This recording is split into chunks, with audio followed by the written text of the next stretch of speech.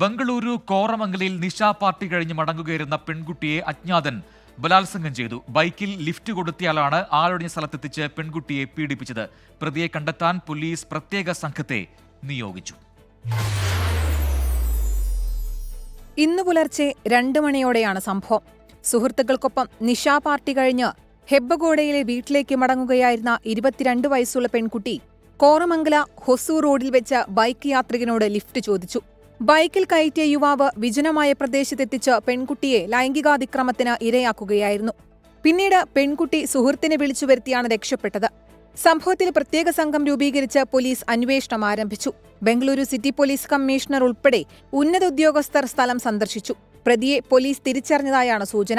നഗരത്തിലെ കോളേജിലെ 3ാം വർഷ വിദ്യാർത്ഥിനിയാണ് അതിക്രമത്തിന് ഇരയായത്. 24 ബംഗളൂരു.